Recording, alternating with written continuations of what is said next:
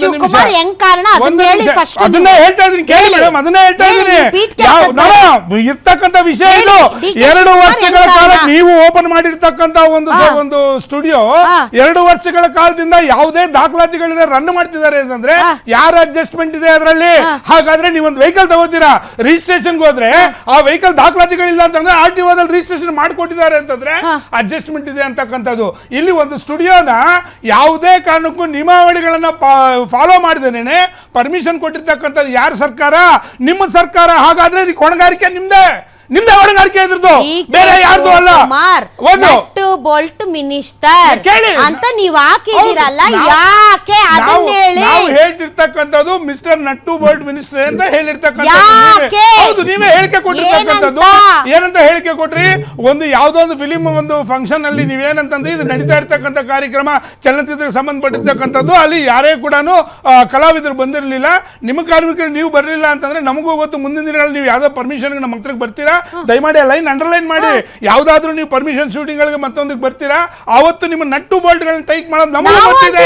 ನೀವು ಹೇಳಿರ್ತಕ್ಕಂಥ ಹೇಳಿಕೆ ಇದು. ಬಿಡಿ, ನಾವೇ ಬಹಳಷ್ಟು ಬಾರಿ ಕಾವೇರಿ ಹೋರಾಟ, ಮಹದಾಯಿ ಹೋರಾಟ ಮತ್ತು ಕನ್ನಡ ನಾಡು ನುಡಿ ಜಲ ಭಾಷೆಯ ವಿಚಾರಕ್ಕೆ ಸಂಬಂಧಪಟ್ಟಂತೆ ಸಿನಿಮಾ ತಾರೆಯರು, ಚಿತ್ರರಂಗದ ಯಾವುದೇ ಗಣ್ಯರು, ಕಲಾವಿದರು ಬರ್ದೇ ಇರುವಾಗ ಬೇರೆ ಎಲ್ಲ ಬರ್ತಾರೆ ಹೋರಾಟಗಾರರು.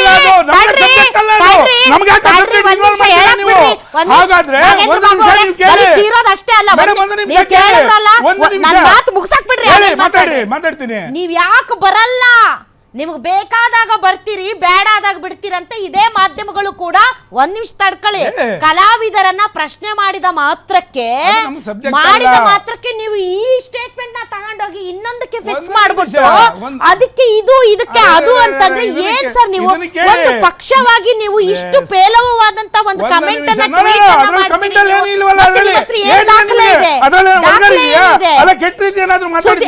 ಸುದೀಪ್ ಅವರ ಜಾತಿಗೋಸ್ಕರ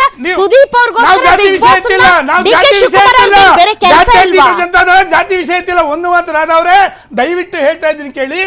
ಇವತ್ತು ಯಾವಾಗ ಬೀಗ ಹಾಕಕ್ ಬರ್ತಾರೋ ಆವಾಗ ಇವ್ರು ಬರ್ತಾರೆ, ಬೆಸ್ಕಾಂ ಅವರು ಬರ್ತಾರೆ. ಎಲ್ಲೋಗಿದ್ರಿ ಇಷ್ಟು ದಿನ ಬೆಸ್ಕಾಂ ಅವರೇ? ಆರೋಗ್ಯ ಇಲಾಖೆ ಬರುತ್ತೆ. ಎಲ್ಲೋಗಿದ್ರಿ ಇಷ್ಟು ದಿನ? ಎಲ್ಲೆಲ್ಲಿ ಏನೇನು ಟೇಬಲ್ ಕೆಳಗೆ ಎಷ್ಟೆಷ್ಟು ತಗೊಂತಾ ಇದ್ರಿ? 2.5 ವರ್ಷಗಳ ಕಾಲ ಯಾವುದೇ ಪರ್ಮಿಷನ್ ಇಲ್ಲದೆ ಒಂದು ಸ್ಟುಡಿಯೋ ನಡೆಸೋದಕ್ಕೆ ಯಾವ ರೀತಿ ನೀವು ಡಿ.ಕೆ. ಶಿವಕುಮಾರ್ ಅವ್ರೇನ್ ಹೇಳ್ತಿದಾರೆ ಗೊತ್ತಾ? ಇವ್ರಿಗೆ ತಿಂದನ್ನ ಜೀರ್ಣನೇ ಆಗಲ್ಲ ನನ್ನ ಹೆಸರು ತಗೊಳ್ಳಿಲ್ಲ ಅಂದ್ರೆ ಅಂತ. ಅವ್ರಿಗಾಗೋದಿಲ್ಲ. ನಾನೊಂದು ಮಾತನ್ನು ಹೇಳ್ತಾ ಇದ್ದೀನಿ, ನಿಮಗೆ ಕುಮಾರಸ್ವಾಮಿ ಅವರ ಹೆಸರು ಹೇಳಿಲ್ಲ ಅಂತಂದ್ರೆ ನಿಮಗೆ ಈ ರಾಜ್ಯದಲ್ಲಿ ಯಾವುದೇ ಚಲನವಲನ ಆಯ್ತಪ್ಪ. ಈಗ ಬೆಂಗಳೂರು ದಕ್ಷಿಣ ಜಿಲ್ಲೆಯಲ್ಲಿ ಬಿಗ್ ಬಾಸ್ ಮನೆ ಇದೆ ಅಂತ ಇಟ್ಕೊಳ್ಳಿ. ನಾಳೆ ಮಂಡ್ಯದಲ್ಲಿ ಯಾವನೊಬ್ಬನು ಒಂದು 10 ಜನರನ್ನು ಮರ್ಡರ್ ಮಾಡ್ಬಿಡ್ತಾನೆ, ಅದಕ್ಕೆ ಕುಮಾರಸ್ವಾಮಿ ಕಾರಣ ಆಗ್ತಾರಾ? ಕುಮಾರಸ್ವಾಮಿ ಕಾರಣ ಆಗ್ತಾರಾ? ಅದಕ್ಕೆ ಉತ್ತರ ಕೊಡ್ತೀನಿ. ಮರ್ಡರ್ ಮಾಡಿ ಅಂತ ಯಾರಾದ್ರೂ ಹೇಳಿರ್ಬೇಕಲ್ಲ, ಅಲ್ಲಿಗೆ ನೀವು ಪರ್ಮಿಷನ್ ಕೊಡ್ಬೇಕಿತ್ತಲ್ಲ. ನೀವು ತಪ್ಪಾಗಿ ನೀವು ತಿಳಿಸಬೇಡಿ ದಯವಿಟ್ಟು. ಯಾರು ನಾವೇನು ಹೇಳಿ ಕಳಿಸಿಲ್ಲ, ನಾವೇ ಹೇಳಿ ಕಳಿಸಿದ ಮರ್ಡರ್ ಮಾಡಿ ಅಂತ ಹೇಳಿ. ನಾವು ಹೇಳ್ತಾ ಇದ್ದೀವಿ ನೀವು ಓಪನ್ ಮಾಡಿರ್ತಕ್ಕಂಥದ್ದಕ್ಕೆ ಪರ್ಮಿಷನ್ ನೀವು ಕೊಟ್ಟಿಲ್ಲ. ಯಾವುದೇ ಕಾರಣಕ್ಕೂ ಇವ್ರು ಒಂದ್ ಕಡೆ ಪೊಲ್ಯೂಷನ್ ಬೋರ್ಡ್ ಅವ್ರು ಬರ್ತಾರೆ, ಒಂದ್ ಕಡೆ KIB ಅವರು ಬರ್ತಾರೆ, ಒಂದ್ ಕಡೆ ಆರೋಗ್ಯ ಇಲಾಖೆಯವರು ಬರ್ತಾರೆ. ಹಾಗಾದ್ರೆ 2.5 ವರ್ಷಗಳ ಕಾಲ ಅದು ಓಪನ್ ಆಗಿ ಎಷ್ಟು ದಿನ ಆಯ್ತು? ಯಾವುದೇ ಕಾರಣಕ್ಕೂ ಬಿಗ್ ಬಾಸ್ಗೂ ಇದಕ್ಕೂ ಸಂಬಂಧ ಇಲ್ಲ. ಇಲ್ಲಿ ನೀವು ನಡೆದಿರ್ತಕ್ಕಂಥ ವಿಷಯ ಇಷ್ಟೇ. ಯಾವುದೇ ಪರ್ಮಿಷನ್ ಇಲ್ಲದೆ ಅವ್ರ ಹತ್ರ ಎಲ್ಲೆಲ್ಲಿ ಯಾವ ರೋಲ್ ಕಾಲ್ ತಗೊಂಡು ಮಾಡಿದ್ದೀರಾ ಬಹಿರಂಗವಾಗಿ ಹೇಳ್ತಾ ಇದ್ದೀನಿ ನಾನು. ರೋಲ್ ಕಾಲ್ ಮಾಡಿದ್ದಾರೆ, ಅವ್ರ ಹತ್ರ ಅಡ್ಜಸ್ಟ್ ಮಾಡ್ಕೊಂಡಿದ್ದಾರೆ. ಜನಸಾಮಾನ್ಯರು ಮಾತಾಡ್ತಿದ್ದಾರೆ. ಇನ್ನೊಂದು ಚಾನಲ್ ಜನಗಳನ್ನ ಒಂದು ಇಂಟರ್ವ್ಯೂ ಮಾಡಿದಂತ ಸಂದರ್ಭದಲ್ಲಿ ಹೇಳ್ತಾ ಇದ್ದಾರೆ. ಹಾಗಾದ್ರೆ ನಾಗೇಂದ್ರ ಬಾಬು ಅವರೇ ನೀವು ಹೇಳಿದ್ರಲ್ಲ ಅಡ್ಜಸ್ಟ್ಮೆಂಟ್ ಮಾಡ್ಕೊಂಡಿದ್ದಾರೆ 2.5 ವರ್ಷದಿಂದ. ಒಂದ್ ನಿಮಿಷ 2.5 ವರ್ಷದಿಂದ ಅಡ್ಜಸ್ಟ್ಮೆಂಟ್ ಮಾಡ್ಕೊಂಡಿದ್ದಾರೆ. ಇಲ್ಲಿ ಏನೋ ಒಂದು ಪದ ಬಳಸಿದ್ರಲ್ಲ, ಏನೋ ಸಮಥಿಂಗ್ ಕೊಟ್ಟಿದ್ದಾರೆ.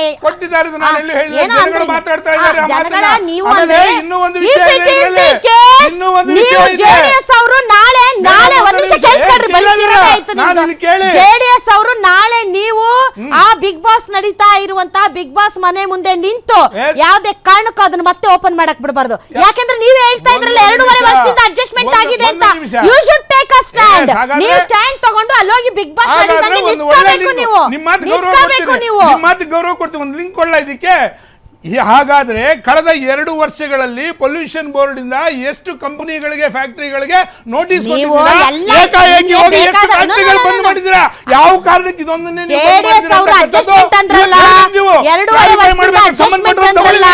ನಾನು ಮಾತಾಡ್ತೀನಿ. ನೋಟಿಸ್ ಕೊಟ್ಟು ಕ್ಲೋಸ್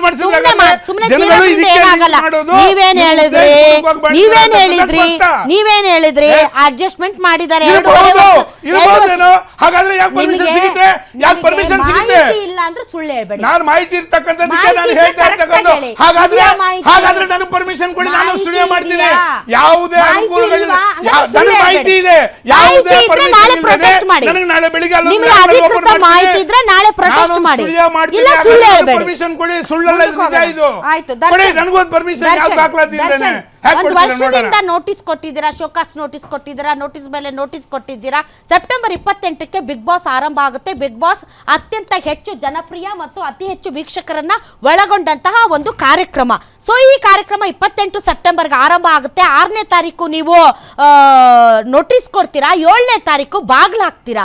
ಅಂದ್ರೆ ಬಿಗ್ ಬಾಸ್ ಇಂದಲೂ ಮೈಲೇಜ್ ತಗೊಳ್ಳುವಂತ ದೈನೇಸಿ ಪರಿಸ್ಥಿತಿಗೆ ಬಂದ್ಬಿಟ್ಟಿದೆ ನಿಮ್ಮ ಸರ್ಕಾರ, ನಿಮ್ಮ ಕೊಳಚೆ ಮಂಡಳಿ. 1 ವರ್ಷದಿಂದ ಏನ್ ಮಾಡ್ತಾ ಇತ್ತು ಅಂತ ನೋಡಿ. ಆ RCB ಅಲ್ಲಿ ಮೈಲೇಜ್ ತಾಳಕ್ ಹೋಗಿ ಚೆನ್ನಾಗಿ ತಪ್ರಾಕೆ ಹಾಕಿಸ್ಕೊಂಡ್ರಿ.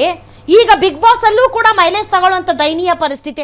ಯಾರು ನಿಮ್ಗೆಲ್ಲ ಇದೆಲ್ಲ ಸ್ಟ್ರಾಟಜಿ ಹೇಳ್ಕೊಡೋದು ಅಂತ? ಮೇಡಮ್, ಈ ದೇಶದಲ್ಲಿ ಯಾರೇ ಆದರೂ ನ್ಯಾಯಾಂಗ ವ್ಯವಸ್ಥೆಗೆ ಗೌರವ ಕೊಡಲೇಬೇಕು. ಇದೇ ಏನು ನಮ್ಮ ಇವರು ಏನು ಮಾಡಿದ್ದಾರೆ ಅದಕ್ಕೆ 2024ರಲ್ಲೇ ನೋಟಿಸ್ ಕೊಟ್ಟಿದ್ದಾರೆ. 2024ರಲ್ಲಿ ನೋಟಿಸ್ ಕೊಟ್ಟಾದ್ಮೇಲೆ ಅವರು ಉತ್ತರ ಕೊಡುವಂಥದ್ದು ಅವರ ಕರ್ತವ್ಯ, ಅಥವಾ ಅವ್ರು ಏನು ತಪ್ಪುಗಳನ್ನ ಮಾಡ್ತಾ ಇದ್ದಾರೆ ತಿದ್ಕೊಳ್ಳುವಂಥದ್ದು ಆ ಕಂಪನಿಯ ಕರ್ತವ್ಯ. ಇವತ್ತು ಬಿಜೆಪಿ ಹಿಂದೂ ಬಾಸ್ ಆರಂಭ ಆಗೋವರೆಗೂ ಕಾಯ್ತಾ ಇದ್ರ ನೋಟಿಸ್ ಕೊಟ್ಕೊಂಡು?